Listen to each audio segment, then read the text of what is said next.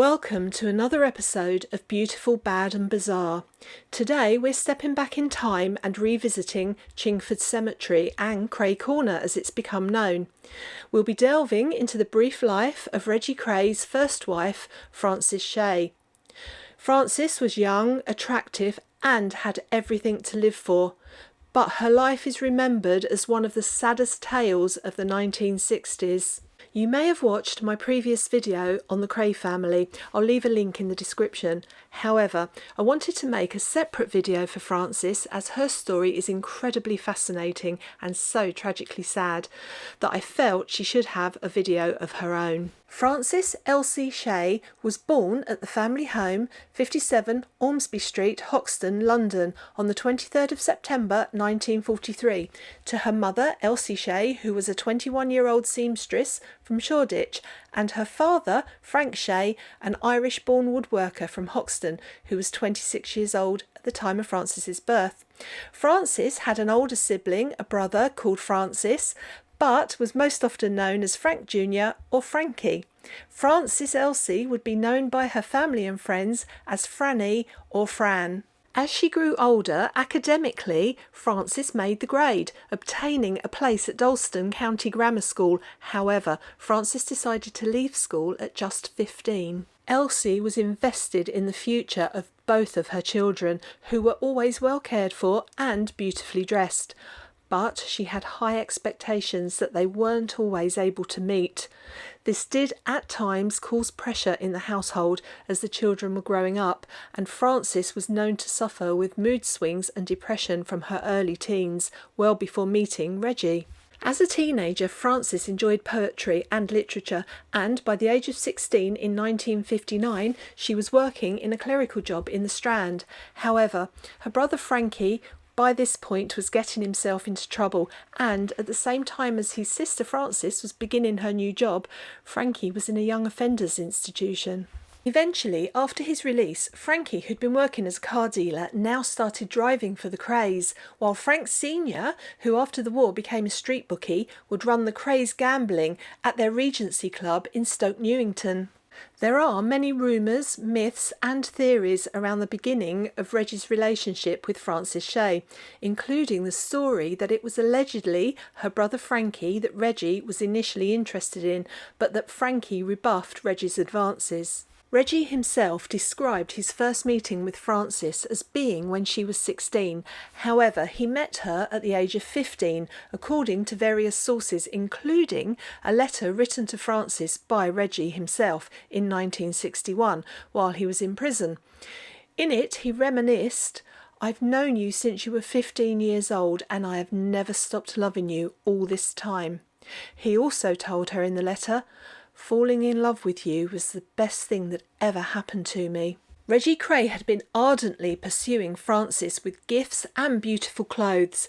The Cray's reputation was already well established, and the brothers were mixing with some of the most popular celebrities of the day, which no doubt had its effect on an impressionable young woman. And of course, what Frances didn't realise at first was that the Cray twins existed in a world of absolute horror and fear, a world where control was everything.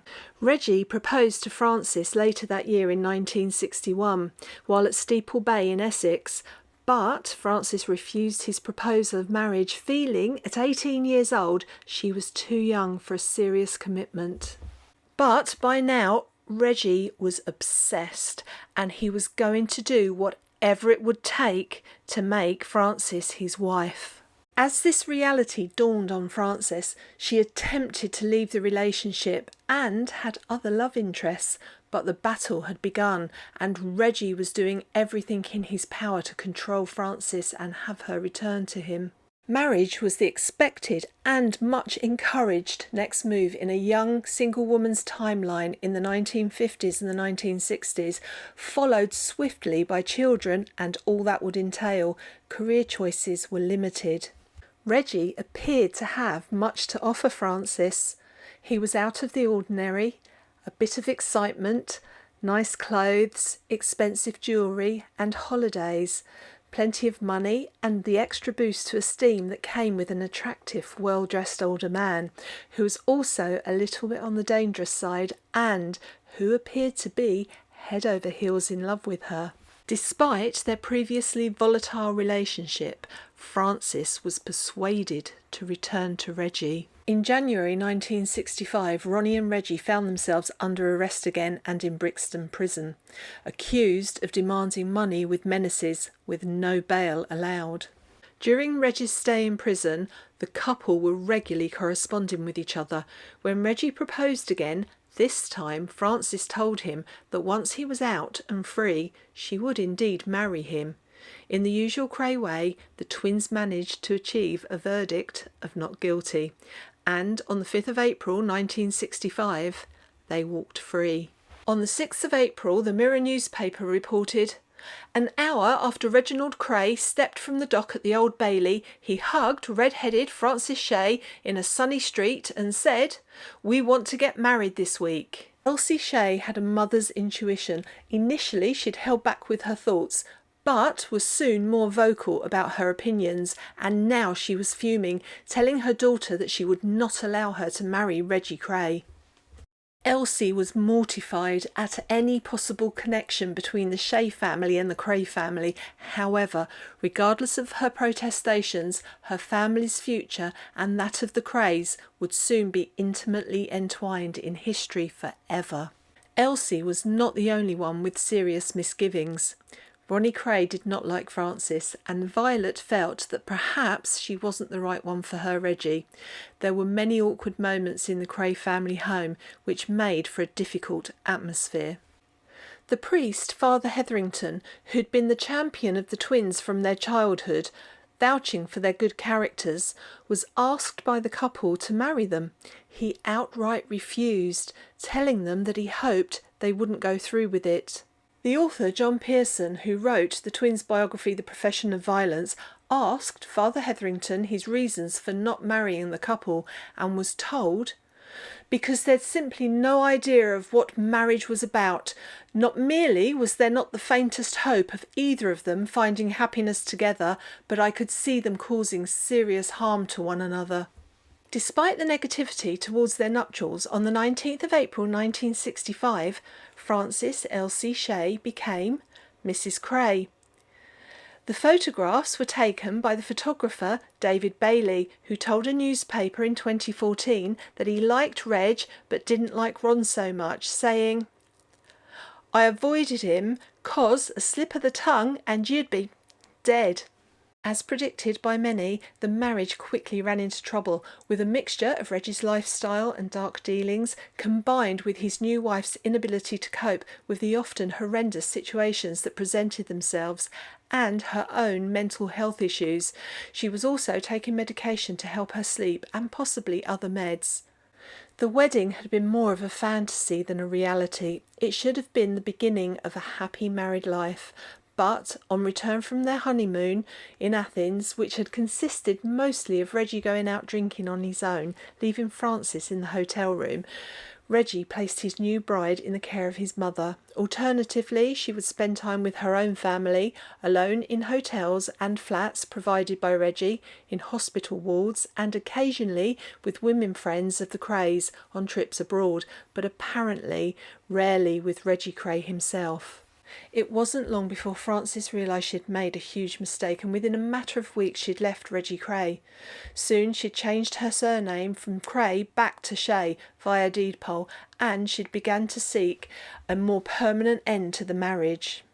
However, it seemed Reggie and Frances were reunited in the summer of 1967, and Reggie suggested going to Ibiza for a second honeymoon at the end of June, which Frances apparently agreed to. Frances went to Hackney Hospital on the 5th of June for an appointment. The next day she saw Reg, and the two of them went to the local travel agent to buy tickets. They said goodbye at her brother's flat and Reg went home. At this point Frances and Reggie were still living apart, and Frances was living with her brother and his family. On the morning of June the 7th, Frankie, as usual, took his sister a cup of tea and carefully set it on her bedside table. She looked like she was still soundly sleeping, so he went to work. But something, and he couldn't quite say what, made him go back around lunchtime to check on his sister. She was exactly how he'd left her, and the tea was cold and untouched. Frances had taken her own life at the age of 23. It seemed she had no intention of going on a second honeymoon to Ibiza and picking up her life as Mrs. Cray where she'd left off. The St Pancras coroner, Mr Ian Milne, reported that Frances had taken an enormous overdose and that she'd had a 2-year history of personality disorder verging on the psychotic. Reggie was heartbroken and wouldn't leave Frances for 2 days.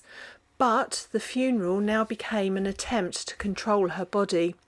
Frankie began making the arrangements for his sister's funeral on behalf of the Shea family, but Reggie Cray arrived at the undertaker's. Reggie took charge of all the funeral preparations, including the creation of the Order of Service booklets in the name of Frances Elsie Cray.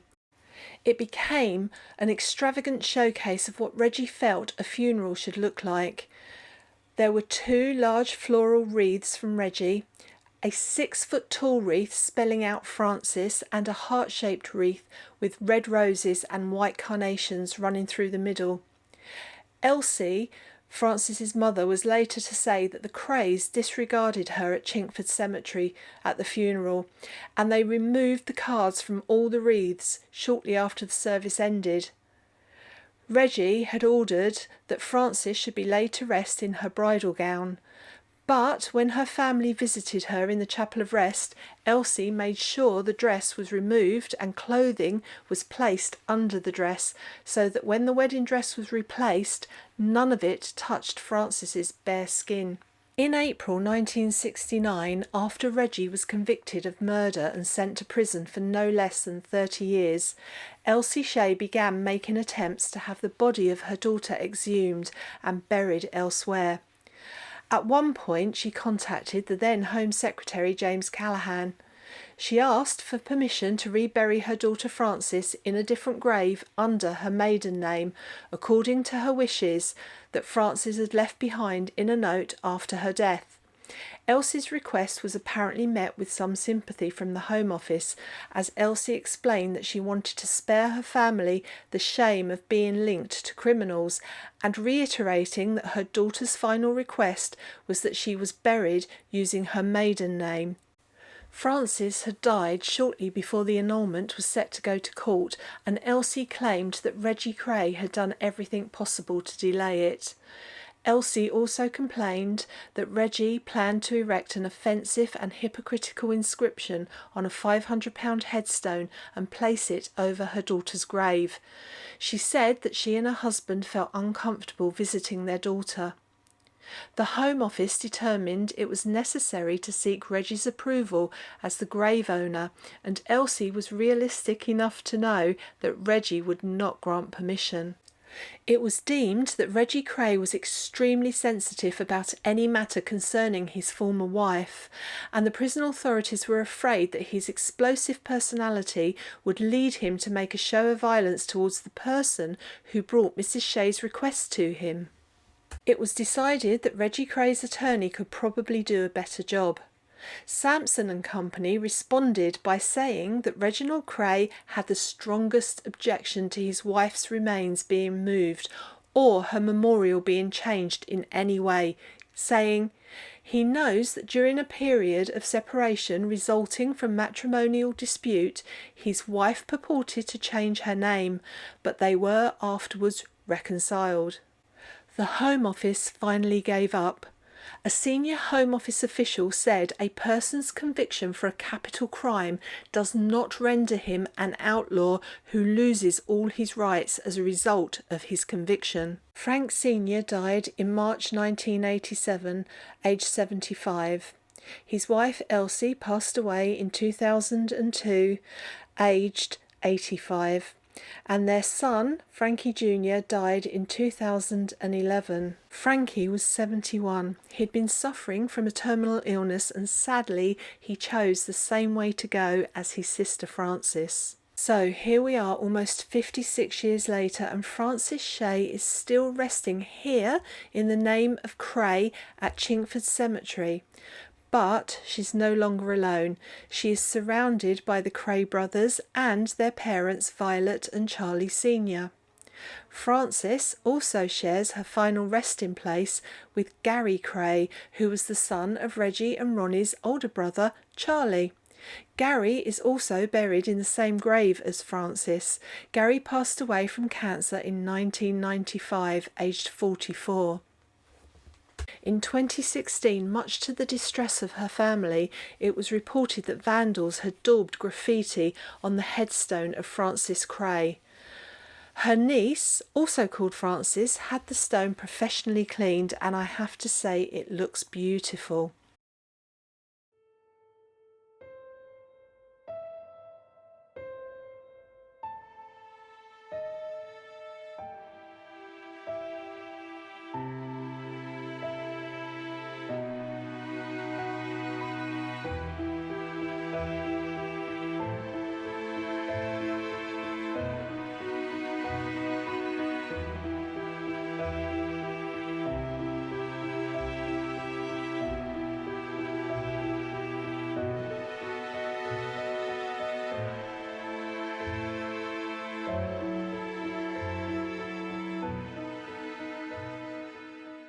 In 1990, Frances was portrayed in the film The Craze, with the Kemp brothers playing the parts of Ronnie and Reggie. Frances was played by Kate Hardy. In 2015, the life of the Craze was revisited in the blockbuster film Legend, with Tom Hardy playing both twins and Emily Browning playing Frances. Have you seen either or both of these films? If you've seen both, what do you think of the characterisation of Frances? Who do you think gave the most authentic performance? I'd love to hear your thoughts in the comments. If you'd like to learn more about the life of Frances Shea, I can recommend the author Jackie Hyam's book, Frances Cray, The Tragic Bride. I'll put the details of the book in the description for this video. Thank you so much for joining me today in this step back in time. I hope you thoroughly enjoyed the video, and I look forward to seeing you in the next one.